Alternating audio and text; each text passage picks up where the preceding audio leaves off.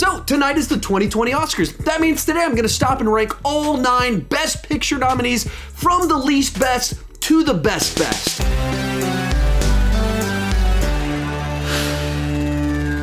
Hi, my name is Sean, and I love to talk about movies way too much. With that in mind, go ahead and join me down below in the comment section. Share your ranking of all 9 Best Picture nominees. My list isn't the right list, it's just my list, and I would love to see yours. As we go into this, I really enjoyed all these movies. Even the ones at the bottom, I gave a B+2. Thoroughly enjoyed them and thought they were very well made. So this whole video is going to just be gushing about how good all these films are. One more thing before we get started, you can buy this shirt as well as my I Talk Movies Too Much shirts at my merch store. The link is down below in the description. If you use the coupon code SeanOscars30 over the next couple of days, you can get 30% off your order. And I believe later this week, they're also going to be doing a flash sale. So anytime in this next week, if you stop by, you can get 30% off of your order. Link is down below in the description, and let's get started. Number 9 is Little Women. I've never read the book Little Women. I've never seen any previous adaptation of it. This was actually my first exposure to it, and it was kind of a fun story when I went to go see it. At the press screening, I took my mother-in-law with me, and then after we got out of the movie, I had a flat tire, so we had this whole adventure of seeing Little Women and then trying to get me home with a flat tire.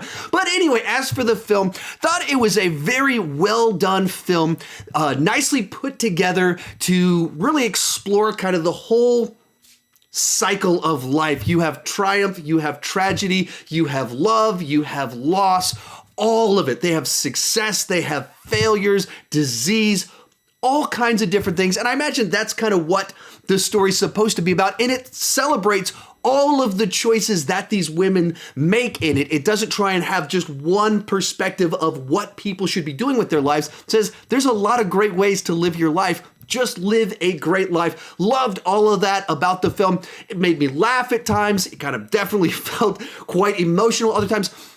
I was a bit confused at times because it does skip around in the story, and the only way to tell where you're at is to look at their haircuts because all of them look essentially the same. So there were some things like that as someone new to the story, I had some trouble following it. But overall, while I'm not the target audience for this specific film, I was certainly entertained by that. I felt emotions and thought it was very well done. Next up is Jojo Rabbit. I actually saw this at Fantastic Fest back in September and worked the red carpet for it. It was the first time I ever worked a red carpet. And so Taika Waititi and Stephen Merchant walked down the line, got to shake their hands. Very cool little experience. And then I walked into the theater and watched the film and watched Taika Waititi do something quite incredible, which is to make a whimsical film about World War II and Nazis. It manages to really satirize the absurdity of this totalitarian, fascist, Nazi group of people, and at the same time have a very heartfelt message about this child and understanding his perspective on looking around at what's going on and how he was trained to hate and the absurdity of hate and the power of love. For me, I thought there were a couple of things where the tone wasn't quite there, and I thought it needed to go a little bit harsher because it was World War II. And so it was kind of an odd mix of where there were certain things that felt tonally too dark and other times where I thought you really need to show a little bit more here. But besides a couple of those little things that didn't quite fully work for me, quite an impressive achievement that what Taika Waititi was able to do in balancing the tone for the most part here and telling this type of story that could be this much of a gut punch and make you laugh at the same time. An incredible achievement. Number 7, The Irishman. Martin Scorsese returns to the mobster genre with a whole bunch of the actors that he worked with over the last 50 years. Of course, all the performances here are incredible, as these are some of the best actors of the last 50 years returning to what made them legends. The special effects, the ability that they were able to de-age these actors at times was really impressive what they were able to do with it, and that you really bought into it. Like there's a first moment where you're like adjusting to, whoa, he's actually quite a bit younger. And then you just get absorbed into the story immediately.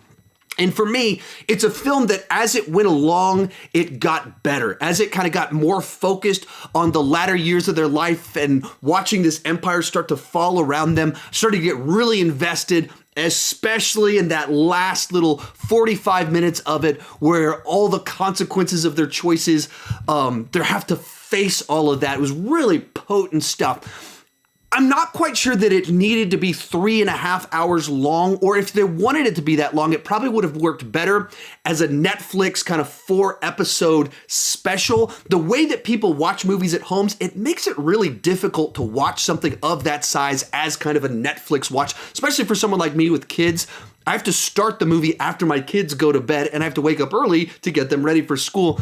So I wonder if it might have been a more pleasurable experience for me to watch it if it had been 45 minutes shorter, or if they'd broken it up into intentional episodes.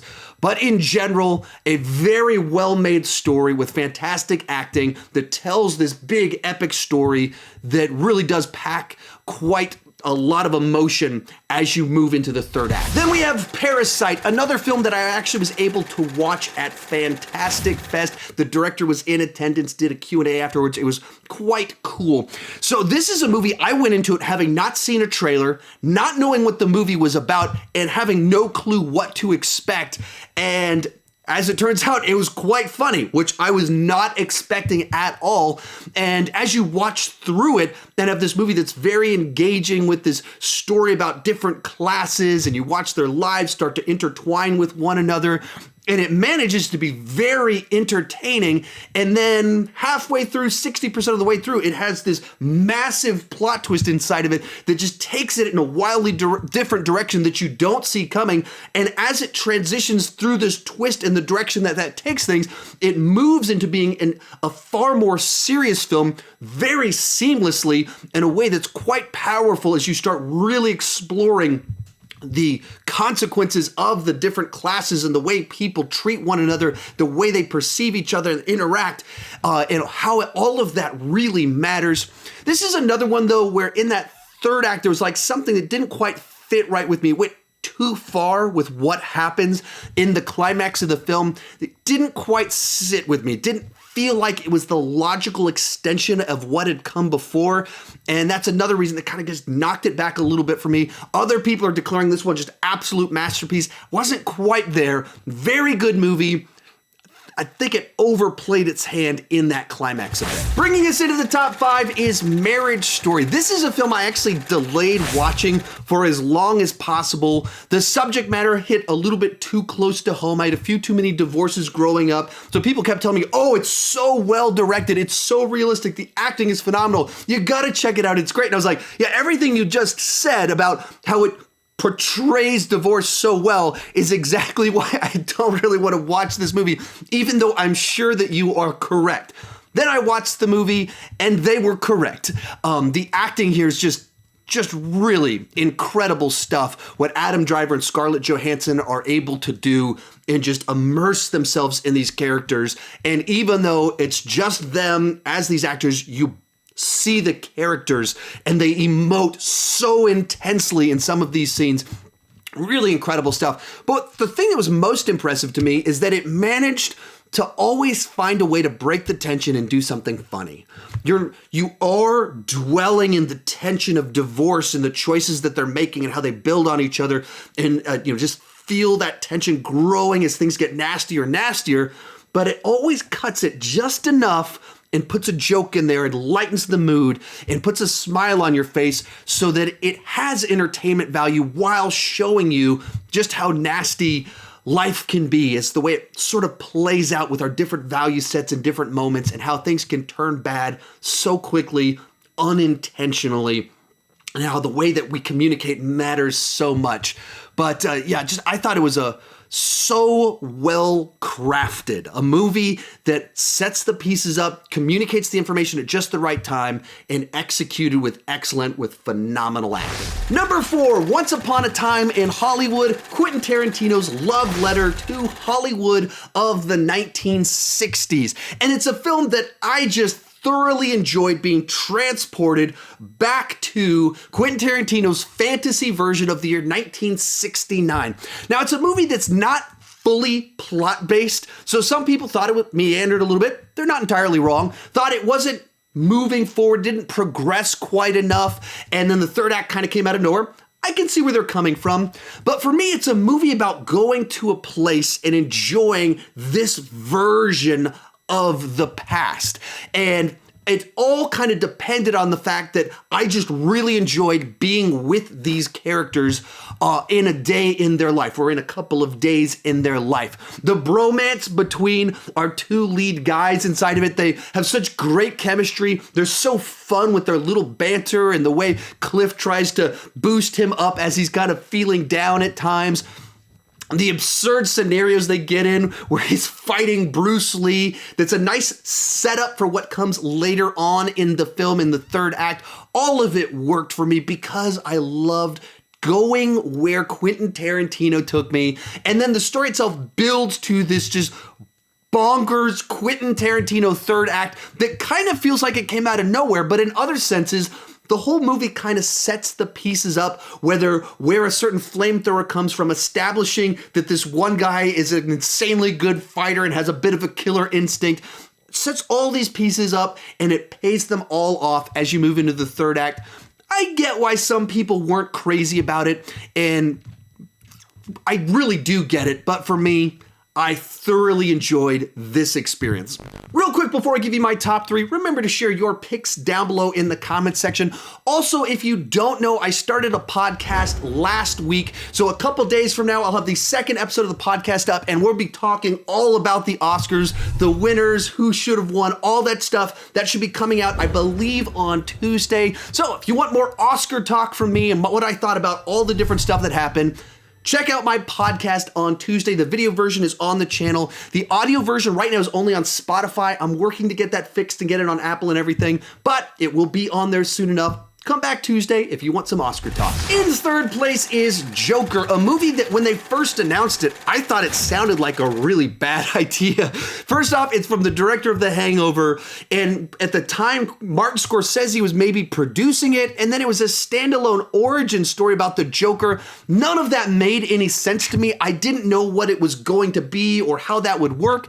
Then they announced Joaquin Phoenix had signed on to be the Joker, and it's like, wait a minute, if he thinks that this story is worth being told, I'm interested. Then the first trailer dropped and immediately was like, oh, you're doing Taxi Driver for the 21st century with a DC skin on top of it. I'm tracking with you. You have my attention. I can't wait to see what you're going to do with this. Went to go see it, and I just thought it was a great study of this person. As you're watching Arthur descend into madness, and the whole time you're rooting for him to find his confidence and stand up for himself and do the right thing. But the way that plays out, the way that he stands up for himself is turning into the Joker. And so it turns into this tragedy as you watch this nice guy turn into an absolute sociopath right in front of our eyes. But at the same time, that's kind of what we wanted. We wanted him to find his confidence, and it kind of causes this turmoil inside of you. It's also a movie that had things to say about very relevant social topics, and it does through storytelling and the events in this character's life. Put it all together, and you have a movie that might be a little bit reminiscent, a lot reminiscent of some classic Martin Scorsese films, but inside of this genre that I love, comic book movies, it's a distinct and unique thing, and I love that it exists, and I thought it was very well done. Our runner-up is 1917, one of the coolest and most unique theatrical experiences of the last year, as it tells this war story in basically a single take from beginning to end. I went into it not really sure how are they going to pull this off and have both character arcs as well as action sequences and have it not feel like it drags. And Sam Mendes absolutely pulled it off because it's not trying to be this big, massive story. It's a very personal story about these two characters with a mission. And because it is told in this single take, it adds this extra sense of urgency as every little detail matters. If they slow down, if they're not moving fast enough, that matters when the story is told like this and you feel it. Every bit of urgency is felt inside of it. It also has things to say, once again, about the nature of war and how sometimes it's meaningless in how all of this plays out, which makes sense specifically when dealing with World War I, where there weren't nearly as obvious of good guys and bad guys, and you had this trench warfare that was just grueling on the soldiers, and it just seemed like it was going absolutely nowhere. And this movie communicates that so well through story, and because, once again, it is told with this style that could be viewed as a gimmick, but because of the gimmick, you're taken on an adventure and experiences the trenches of World War I in a way we've never seen before, and I absolutely loved it. But coming in first place is Ford vs. Ferrari. I love stories about people striving for excellence. And that's what this movie is all about. This kind of odd couple trying to build a Ford car that can defeat Ferrari while having to overcome all the obstacles of building a car, have to deal with all the bureaucrats, and then in the finale, actually having the opponent of Ferrari inside of it. You have this very compelling story that's filled with every type of conflict that you can have in a film like this, and it does it all of it so well while being really entertaining.